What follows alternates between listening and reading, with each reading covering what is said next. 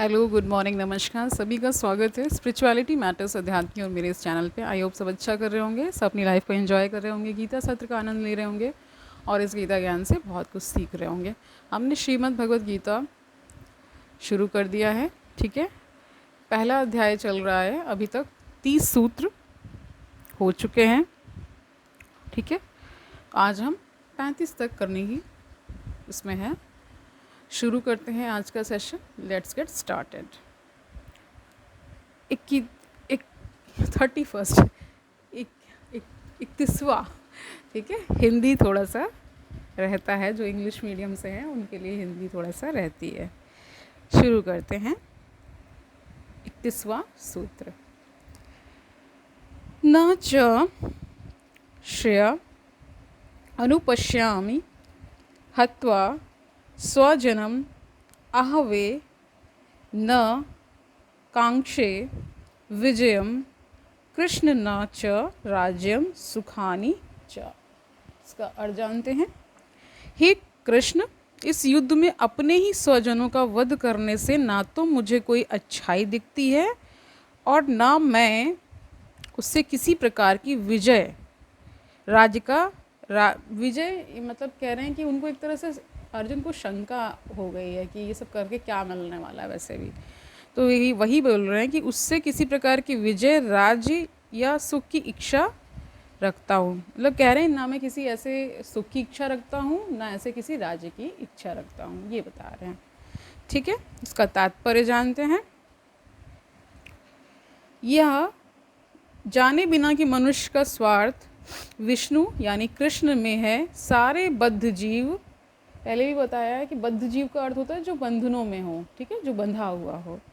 शारीरिक संबंधों के प्रति यह सोचकर आकर्षित होते हैं कि वे ऐसी परिस्थितियों में प्रसन्न रहेंगे। ऐसी देहात्म बुद्धि यानी देह से जो आ रही है ना वो बुद्धि, ऐसी देहात्म बुद्धि के कारण वे भौतिक सुख के कारणों को भी भूल जाते हैं। अर्जुन तो क्षत्रिय का नैतिक धर्म भी भूल गया था। कहा जाता है कि दो प्रकार के मनुष्य परम शक्तिशाली तथा जाज्वल्यमान सूर्यमंडल में प्रवेश करने के योग्य होते हैं। ये हैं, एक तो क्षत्रिय जो कृष्ण की आज्ञा से युद्ध में मरता है, तथा दूसरा सन्यासी जो आध्यात्मिक अनुशीलन में लगा रहता है, ठीक है, समझ गए। अर्जुन अपने शत्रुओं को भी मारने से विमुख हो रहा है। अपने संबंधियों की बात तो छोड़ दें। वह सोचता है कि स्वजनों को मारने से उसे जीवन में सुख नहीं मिल सकेगा, अतः वह लड़ने के लिए इच्छुक नहीं है। जिस प्रकार की भूख न लगने पर कोई भोजन बनाने को तैयार नहीं होता, उसने तो वन जाने का निश्चय कर लिया है, जहाँ वह एकांत में निराशापूर्ण जीवन काट सके। किंतु क्षत्रिय होने के नाते उसे अपने जीवन, कह रहे हैं कि किंतु क्षत्रिय होने के कारण उसे अपने जीवन निर्वाह के लिए राज्य चाहिए, क्योंकि क्षत्रिय कोई अन्य कार्य नहीं कर सकता है, ठीक है। किंतु अर्जुन के पास राज्य कहाँ है, ठीक है, ये प्रश्न चिन्ह यहाँ पे है।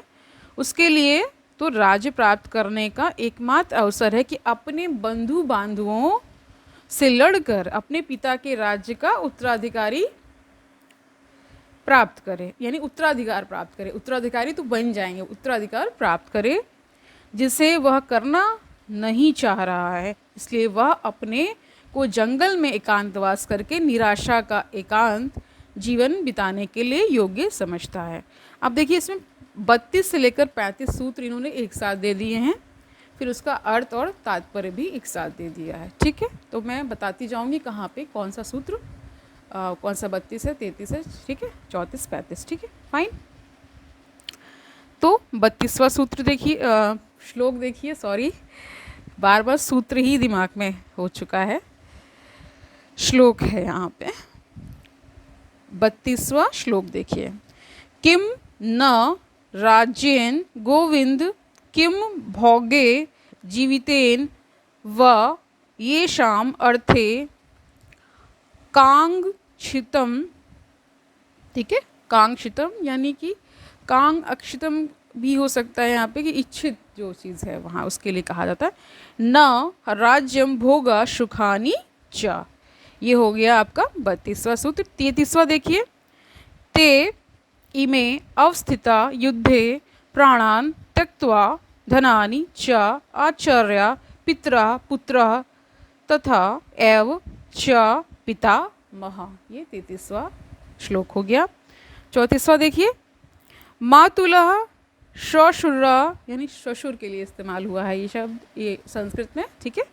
पौत्र श्यालः संबंधिना तथा एतान न हंतुम इच्छामि घृंता अपि मधुसूदन, ये आपका 34वां श्लोक हो गया। 35वां देखिए, अपि त्रैलोक्य राज्यस्य हेतो किम नु मही कृते निहत्य धातराष्ट्रान् न क प्रीतिशयात जनार्दन, ये हो गया आपका 35वां श्लोक। अब इसका पूरा 32 से लेकर के 35 तक इसका अर्थ देखिए, फिर इसका तात्पर्य गिवन है वो जानते हैं।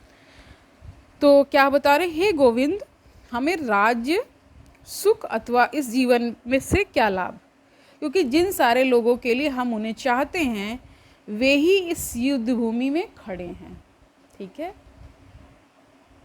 हे मधुसूदन, जब गुरुजन, पितृगण, पुत्रगण, पितामह, मामा, ससुर, पौत्रगण, साले तथा अन्य सारे संबंधी अपना अपना धन एवं प्राण देने के लिए तत्पर हैं और मेरे समक्ष खड़े हैं, तो फिर मैं इन सबको क्यों मारना चाहूँगा, भले ही वे मुझे क्यों ना मार डालें, ये अर्जुन कह रहे हैं, ठीक है। हे जीवों के पालक, मैं इन सबों से लड़ने को तैयार नहीं, भले ही बदले में मुझे तीनों लोग क्यों ना मिलते हो। इस पृथ्वी की तो बात ही छोड़ दें, भला धृतराष्ट्र के पुत्रों को मारकर हमें कौन सी प्रसन्नता मिलेगी, ये वहाँ पे वो प्रश्न कर रहे हैं श्री कृष्ण जी से, ठीक है। श्री कृष्ण भगवान से अर्जुन प्रश्न कर रहे हैं। अब इसका तात्पर्य जानिए। अर्जुन ने भगवान कृष्ण को गोविंद कहकर संबोधित किया क्योंकि वे गौवों तथा इंद्रियों की समस्त प्रसन्नता के विषय हैं। इस विशिष्ट शब्द का प्रयोग करके अर्जुन संकेत करता है कि कृष्ण यह समझे कि अर्जुन की इंद्रियां कैसे तृप्त होंगे, किंतु गोविंद हमारी इंद्रियों को तुष्ट करने के लिए नहीं हैं। हाँ, यदि हम गोविंद की इंद्रियों को तुष्ट करने का प्रयास करते हैं तो हमारी इंद्रियां स्वतः तुष्ट होती हैं। भौतिक दृष्टि से प्रत्येक व्यक्ति अपनी इंद्रियों को तुष्ट करना चाहता है, ठीक है। यही बता रहे हैं कि सभी अपनी इंद्रियों को तुष्ट करना चाहते हैं जो भी इस भौतिक जगत में हैं। तो क्या कह रहे हैं, भौतिक दृष्टि से प्रत्येक व्यक्ति अपनी इंद्रियों को तुष्ट करना चाहता है और चाहता है कि ईश्वर उसके आज्ञा पालक की तरह काम करे, किंतु ईश्वर उनकी तृप्ति वहीं तक करते हैं जितनी के वे पात्र होते हैं। यानी आपको सभी को पता है कि जितनी पात्रता होती है उतना ही आपको मिलता है, ठीक है। समझ गए? ओके। उस हद तक नहीं जितना वे चाहते हैं, किंतु जब कोई इसके विपरीत मार्ग ग्रहण करता है, अर्थात जब वह अपनी इंद्रियों की तृप्ति की चिंता ना करके गोविंद की इंद्रियों की तुष्टि करने का प्रयास करता है, तो गोविंद की कृपा से जीव की सारी इच्छाएं पूर्ण हो जाती हैं। यहाँ पर जाति तथा कुटुंबियों के प्रति अर्जुन का प्रगाढ़ स्नेह आंशिक रूप से उन सब के प्रति उसकी स्वाभाविक करुणा के कारण है। अतः वह युद्ध करने के लिए तैयार नहीं है। हर व्यक्ति अपने वैभव का प्रदर्शन अपने मित्रों तथा परिजनों के समक्ष करना चाहता है, किंतु अर्जुन को भय है कि उसके सारे मित्र तथा परिजन युद्ध भूमि में मारे जाएंगे और वह विजय के पश्चात उनके साथ अपने वैभव का उपयोग नहीं कर सकेगा। भौतिक जीवन का यह सामान्य लेखा जोखा है, किंतु आध्यात्मिक जीवन इससे सर्वथा भिन्न होता है। चूँकि भक्त भगवान की इच्छाओं की पूर्ति करना चाहता है, अतः भगवत इच्छा होने पर वह भगवान की सेवा के लिए सारे ऐश्वर्य स्वीकार कर सकता है, किंतु यदि भगवत इच्छा न हो तो वह एक पैसा भी ग्रहण नहीं करता। अर्जुन अपने संबंधियों को मारना नहीं चाह रहा था और यदि उनको मारने की आवश्यकता हो तो अर्जुन की इच्छा थी कि कृष्ण स्वयं उनका वध करें, यानी वो चाह रहे हैं कि आप मुझसे वध मत कराइए, खुद कर दीजिए। ठीक है, कृष्ण चाहते हैं कि अर्जुन करें और अर्जुन चाह रहे हैं कृष्ण स्वयं कर दें। ठीक है, ये हो रहा है। इस समय उसे यह पता नहीं है कि कृष्ण उन सबों को युद्ध भूमि में आने के पूर्व ही मार चुके हैं और अब उसे निमित्त मात्र बनना है। इसका उद्घाटन अगले अध्यायों में होगा। भगवान का असली भक्त होने के कारण अर्जुन अपने अत्याचारी बंधु बांधवों से प्रतिशोध नहीं लेना चाहता था, किंतु यह तो भगवान की योजना थी कि सबका वध हो। ठीक है, ये भगवान की ही योजना थी, ये बोल रहे हैं। भगवत भक्त दुष्टों से प्रतिशोध नहीं लेना चाहते, किंतु भगवान दुष्टों द्वारा भक्त के उत्पीड़न को सहन नहीं कर पाते हैं। भगवान किसी व्यक्ति को अपनी इच्छा से क्षमा कर सकते हैं, किंतु यदि कोई उनके भक्तों को हानि पहुंचाता है तो वे उसे क्षमा नहीं करते हैं। यानी कि भगवान के लिए भक्त अत्यंत प्रिय होते हैं। वो ये नहीं देख सकते कि उनके भक्त पर कोई अत्याचार हो। अगर अत्याचार होता है तो स्वयं वे वो योजना बनाने लगते हैं कि कैसे इनका अंत करना है। ठीक है, समझ गए।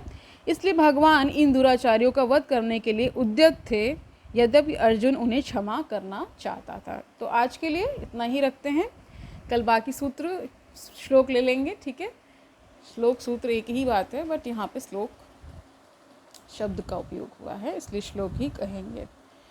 तो तब तक के लिए आराम से रहिए, खुश रहिए, इस भगवत चर्चा का आनंद लीजिए, भगवत गीता का आनंद लीजिए, इससे सीखिए अपने जीवन में क्या क्या उतारना है, कैसे उसका इम्प्लीमेंटेशन करना है अपने जीवन में, कैसे इन सारे जो भी हम सीख रहे हैं, जो भी हम जान रहे हैं, उसको कैसे अपने जीवन में एक तरह से हम उतार सकें। ये इस पूरी चर्चा का मूल उद्देश्य है, इसलिए ये चैनल भी है। ठीक है, पॉजिटिव रहिए, खुश रहिए, आसपास पॉजिटिविटी फैलाइए और भगवत चिंतन में लग जाइए। 10-15 मिनट निकालिए और बस you are good to go. कल मिलते हैं। हरिओम तत्सत।